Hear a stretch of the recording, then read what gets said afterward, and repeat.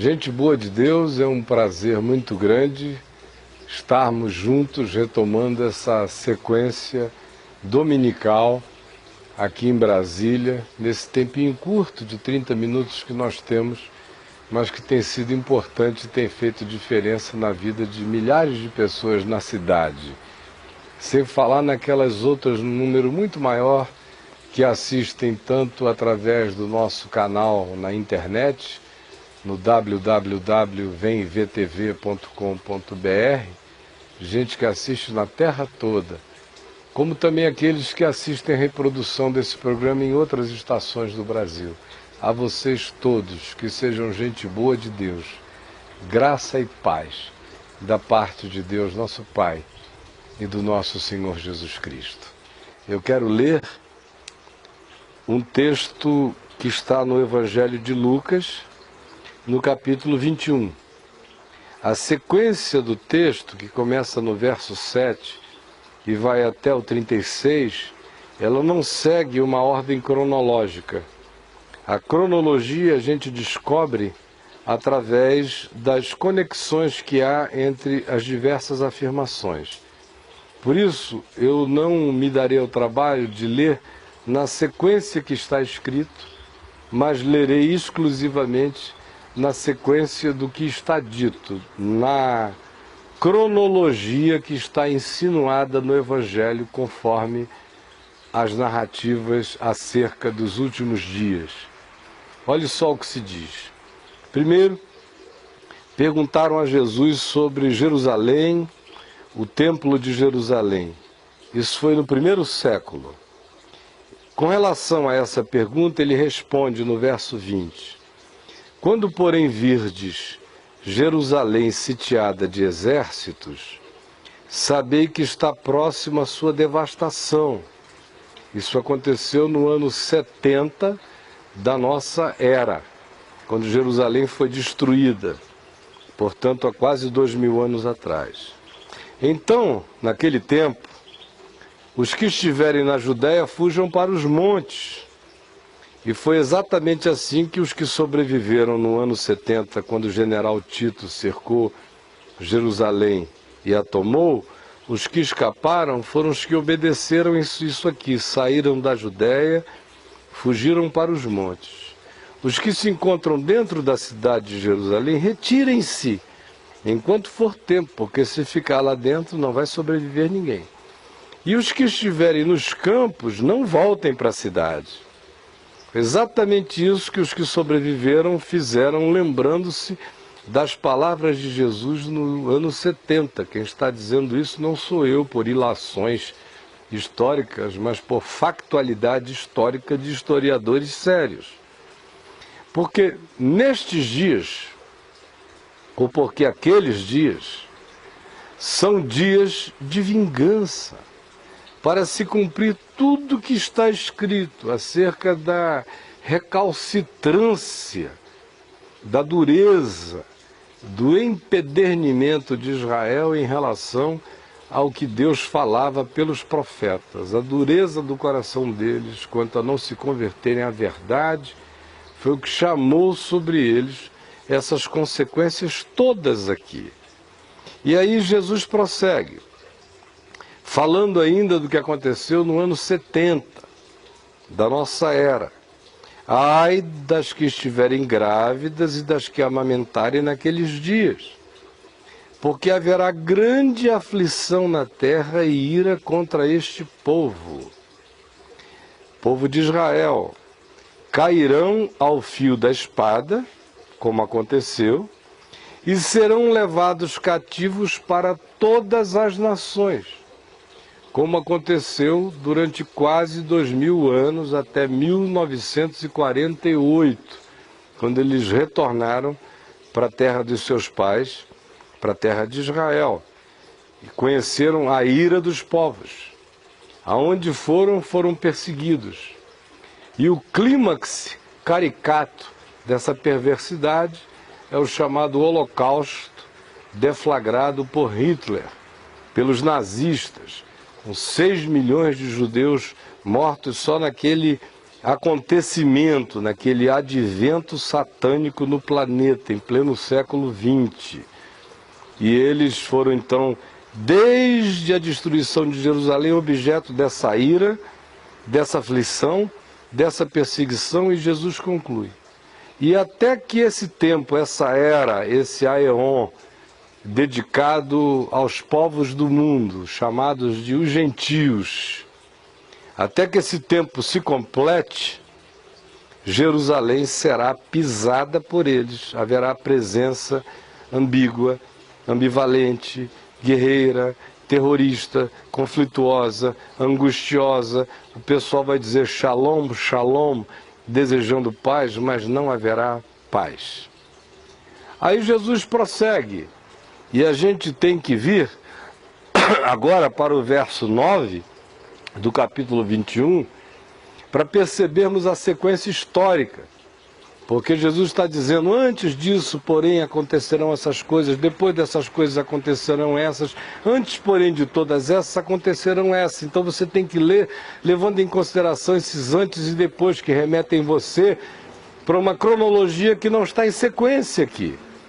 Então, seguindo essa lógica, e eu espero que você acredite que eu não sou um louco, nem um inventor de nada, se você quiser confira em Lucas 21, a sequência histórica vem para o verso 9 do capítulo 21, que prossegue dizendo: quando ouvirdes falar de guerras e revoluções, não vos assusteis. E a gente experimentou nos últimos 400 anos no planeta uma sucessão de guerras e revoluções, mudanças, alterações, monarquias caíram, impérios, Revolução Francesa, banhos de sangue, novas perspectivas ideológicas para todos os lados. Quando ouvirdes estas coisas, não vos assusteis, pois é necessário que primeiro aconteçam estas coisas, mas o fim não será logo. Todas as revoluções, talvez a mais significativa e marcante delas foi a bolchevique na Rússia, depois a antiga União Soviética. Então lhes disse Jesus, depois dessas coisas, levantar-se-á nação contra nação. E a gente viu isso no que se chamou já de Primeira Guerra Mundial. Depois no que se chamou de Segunda Grande Guerra Mundial. Levantar-se-á nação contra nação e reino contra reino. Será um mundo onde as diplomacias existirão em estado perpétuo, porque do contrário o que se conflagram são as guerras. Haverá grandes terremotos. E todos os centros de sismografia no planeta nos dão conta de que não só os terremotos sempre foram frequentes na Terra, mas que nos últimos 100 anos houve mais terremotos do que em tudo que se registrou na história humana passada. E nos últimos 30 anos se teve mais terremoto do que tudo quanto se tinha tido antes. E só para a gente ter uma ideia, de 4 meses para cá nós já tivemos mais terremotos na Terra do que a gente tinha tido na década anterior.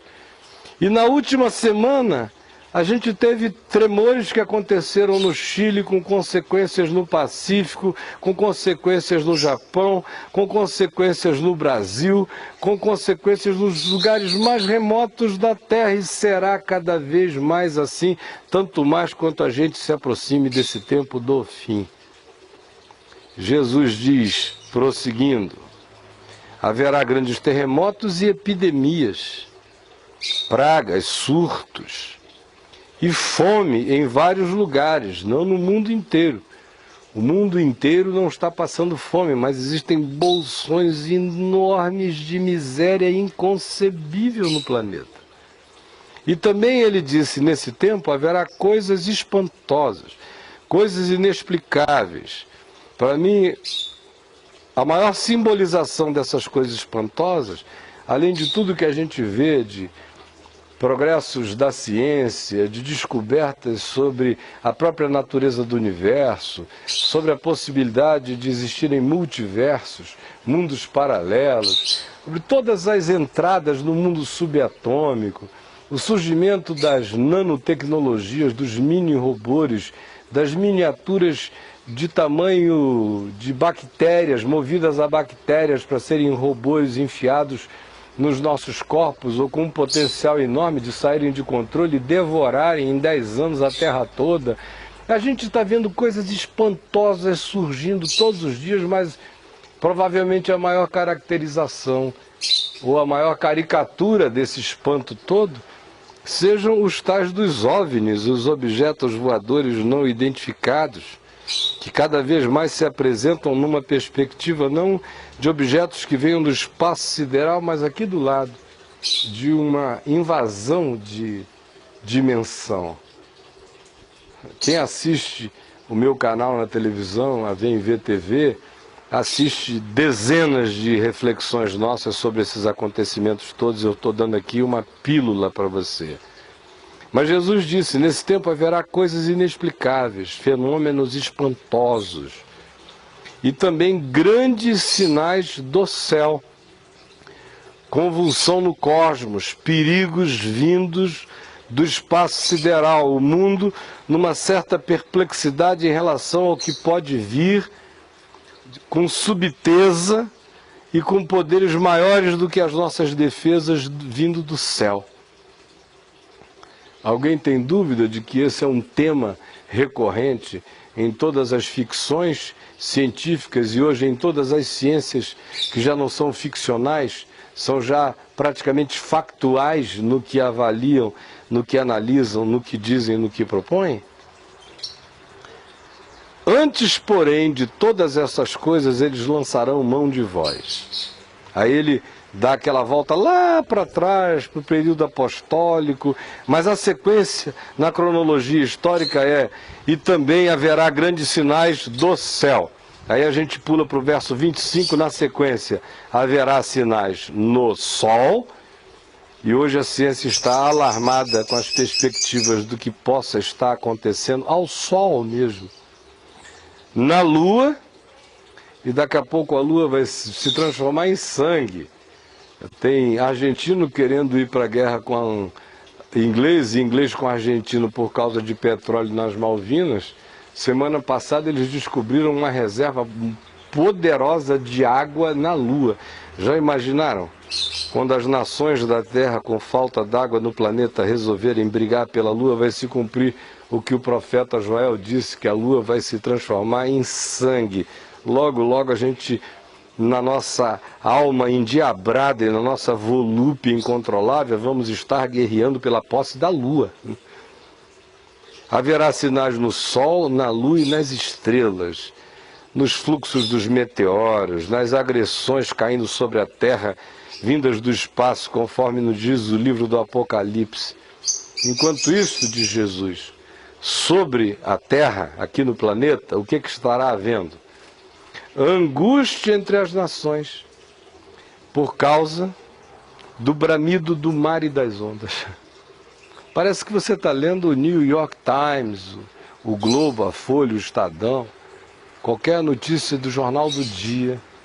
Está aqui dito por Jesus, há 2000 anos, os homens nesse tempo, entre todas as nações, vai ser uma questão nacional, mundial, global, estarão tomados por uma questão climática relacionada à perplexidade relacionada aos mares e às ondas. Essa semana a gente foi informado de que um iceberg 2 vezes maior do que a cidade do Rio de Janeiro se desprendeu do Polo Norte e está viajando pelo oceano com perspectiva de alterar mais dramaticamente ainda as correntes, os climas e os fenômenos climáticos no planeta todo. Ontem eu vi aqui no Brasil, no Nordeste, cenas de pânico em todo o litoral, porque as ondas estão deixando os seus termos, estão atravessando as fronteiras marcadas pela natureza há séculos, invadindo e cada vez invadirão mais, numa velocidade que a ciência não está prevendo e os políticos não querem admitir. Mas isso tornará mais grave do que a gravidade, com uma rapidez impensável. E os homens estarão em estado de perplexidade por causa do bramido do mar e das ondas. Haverá homens que entrarão e sofrerão de síndrome do pânico, em grande quantidade, que desmaiarão. Faltará o fôlego, haverá vertigem, o estresse e a síndrome do pânico se universalizarão tanto que as pessoas desmaiarão de angústia. A gente já vê gente desmaiando de desespero, de angústia, de falta de opção, de abandono cósmico, de pânico em relação à sua orfandade universal e à falta de sentido para a vida e de segurança na terra, no céu, no mar, no ar, em qualquer dimensão. Assim estarão os homens, desmaiando de terror pela expectativa das coisas que sobrevirão ao mundo. Pensar no futuro gerará pânico e desmaio. Haverá aqueles, como já há, que não querem nem pensar no assunto, se alienam, se embriagam, se embebedam, evadem-se da realidade, fazem tudo para pensar que a vida é uma boate, é uma brincadeira, é só um aqui e agora, porque não conseguem ter nem mente para considerar as implicações do que já está acontecendo. Quem considera desmaia de angústia, sofre de síndrome do pânico, vai surtando. E há aqueles que se evadem, que se alienam, justamente para não terem que lidar com os fatos. Mas o fato, quer você queira admitir ou não, é um só. Chegou a hora, cada vez mais, me escute, isso é palavra de Jesus. Não é profeciazinha do Nostradamus, é palavra eterna, daquele que disse: passará o céu e a terra, as minhas palavras, porém, não passarão. Então, preste toda atenção no que está sendo dito, porque é assim que é e é assim que será. Os homens desmaiarão de terror pela expectativa das coisas que sobrevirão ao mundo, pois haverá uma desconstrução global. Os poderes hoje sinergeticamente conectados em harmonia no universo sofrerão uma desconstrução, eles serão abalados. Haverá uma geração que assistirá toda a ordem cósmica a entrar num processo de falência e de desconstrutividade sistêmica, e, portanto, avassaladora do ponto de vista exponencial na sua capacidade de se ir desconstruindo ante os nossos olhos.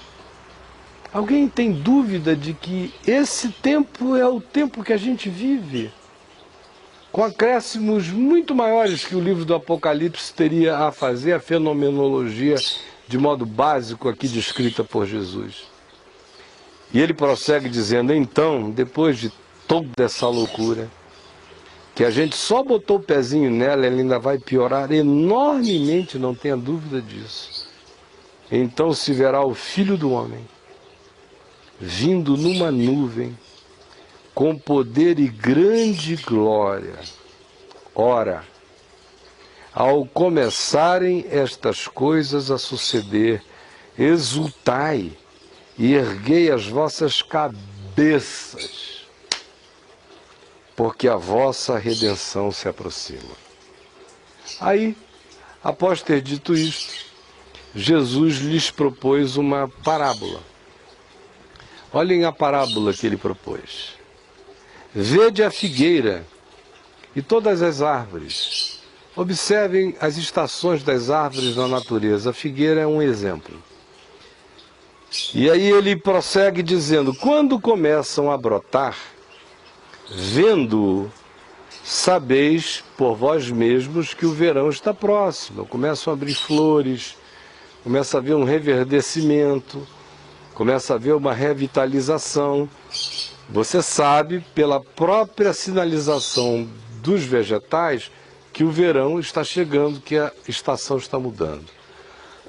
Quem tem sensibilidade avalia a chegada do tempo, no caso aqui do verão ou da estação, pela resposta natural que as plantas dão à chegada daquele tempo. Assim também, Jesus disse, quando virdes os aparecimentos, os frutos, os sinais, quando virdes estas coisas aparecendo, sabei que está próximo o reino de Deus, que a estação da virada está chegando. Em verdade vos digo que não passará esta geração, a geração que conseguir ver todas essas coisas ganhando sua concreção final. Não os seus arremedos, mas as suas concreções. Não as suas caricaturas, mas as suas realizações finais. Essa geração que vira esse conjunto, essa síndrome apocalíptica instalada definitivamente na Terra, Jesus diz: em verdade eu vos digo que não passará esta geração que vir isto sem que tudo isto aconteça. Passará o céu e a terra, porém as minhas palavras não passarão. E aí vem o conselho dele para você, para mim, para todos nós que estamos vivos hoje no planeta, vivendo essa hora, vivendo esse tempo, vivendo esse momento do fim. Ele diz: acautelai-vos. Acautelai-vos por vós mesmos. Não precisem de advertências de ninguém. Instalem um software de prudência, de cautela, de sobriedade, de bom senso, de sabedoria em cada coisa que vocês virem, interpretarem, disserem, a elas se aliarem. Sejam cautelosos, a hora é a mais grave de todas as horas. Acautelai-vos por vós mesmos, para que nunca vos suceda que os vossos corações fiquem lotados, sobrecarregados, com as consequências do que também vai cobrir o planeta como estilo de vida, como construção mental, como projeto de existência, a saber, as orgias, o culto ao hedonismo, a banalização dos prazeres será o ídolo maior dessa civilização, a embriaguez, que não é uma latinha 2, 3 de Skol, é um estado mental de surto, de loucura, de falta de sobriedade, de sensatez, de calma, de prudência. Ao contrário, essa embriaguez aqui é a mente entrega ao surto das pulsões, dos desejos desesperados. Quanto mais desespero na terra, mais desespero no coração humano. Quanto mais desespero no coração humano, mais os surtos incontroláveis de desejos irreprimíveis que se projetam em todas as direções, porque a alma diz: a vida não tem sentido, então que não tenha. Deixa eu viver o absurdo da minha própria existência. E Jesus disse: tomem cuidados também com as preocupações deste mundo, com o materialismo, com as agendas da fantasia e da mentira que tiram de vocês o foco do sentido da vida. Cuidado! Cuidado com que seja culto hedônico ao prazer. Cuidado com o surto das embriaguez, da embriaguez que tira a reflexividade, que tira a sobriedade, que tira o pé no chão, que tira a boa análise e que não entrega você ao espírito do suicídio. E tome cuidado com as preocupações deste mundo, porque elas cegam, matam a agenda de Deus no coração da gente e nos agendam para cumprirmos as pautas da vaidade, da morte, da pequenez, da mesquinharia e da alienação. Jesus disse: fiquem acautelados, porque aquele dia, quando vier, ele virá repentinamente, e ele virá como um laço, pois há de sobrevir a todos os que vivem na face de toda a terra. Jesus está dizendo que essa é uma questão global, não local e não regional, ninguém escaparia dela. Que outra geração, até então, foi mais capaz de poder conhecer, detectar, saber e discernir as implicações de eventos globais do que essa nossa? Portanto, o que Jesus está dizendo aqui é sobretudo para essa nossa geração e daqui para frente. Há de sobrevir a todos os que vivem sobre a face da terra e todo mundo vai ficar sabendo. Essa geração pode ficar sabendo de tudo que acontece na terra. Vigiai, pois, a todo tempo, orando, vigiando, orando, não dando bobeira, não dormindo de touca, não se alienando, não virando avestruz e enfiando a cabeça do buraco, ao contrário, vigiai, pois, a todo tempo orando, para que possais escapar de todas essas coisas que têm de suceder, e elas têm de suceder. E então vocês poderem estar em pé na presença do Filho do Homem naquele dia. Era isso que eu queria dizer a você hoje, era ler o Evangelho, com essa calma com a qual eu o li, o explicando com a simplicidade com a qual eu explicaria a minha netinha. Então você que ouviu, você que, eu não sei quanto tempo já faz que eu estou falando aqui, se são 20 minutos ou 25, mas o tempo que eu esteja falando, eu estou aqui totalmente sem noção de quanto tempo eu estou falando a você. Mas você que está me ouvindo, guarde no coração essas palavras, porque elas não são minhas. Eu tenho certeza absoluta que eu preguei Jesus a você e preguei o que Jesus pregou aos demais. De modo que a minha consciência está absolutamente limpa, leve e tranquila, de que eu não agreguei palavra nenhuma minha ao sentido esmagador do Evangelho, fazendo diagnóstico da história humana e dizendo: quem viver para atender a essas demandas da história vai ser levado de roldão pelos acontecimentos. A salvação está em manter a mente em Jesus, no Evangelho, em não se curvar e não se dobrar às imposições dos tempos, a não aceitar a tirania do medo, do pânico, da angústia, a não achar que os homens, as circunstâncias, a natureza ou a fenomenologia cósmica que tem a última palavra sobre a nossa existência. Porque quem tem a última palavra sobre a minha vida e a sua vida é Jesus.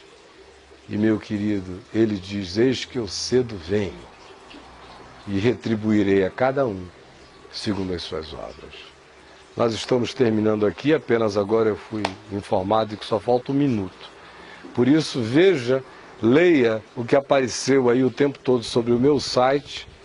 Atualmente nós estamos usando o endereço www.caiofabiofilho.com, ou vá lá na VemVTV, www.vemvtv.com.br, e você assiste a gente 24 horas por dia. Só convidando você para hoje à noite no Teatro La Salle, às 18 horas, você viu o endereço 906 Sul, todo domingo. Venha, venha, venha, venha, meu irmãozinho. Esse é o meu convite a você. Que o Senhor abençoe a todos nós e nos guarde e conserve a nossa mente firme em Jesus e no Evangelho. Tchau, tchau.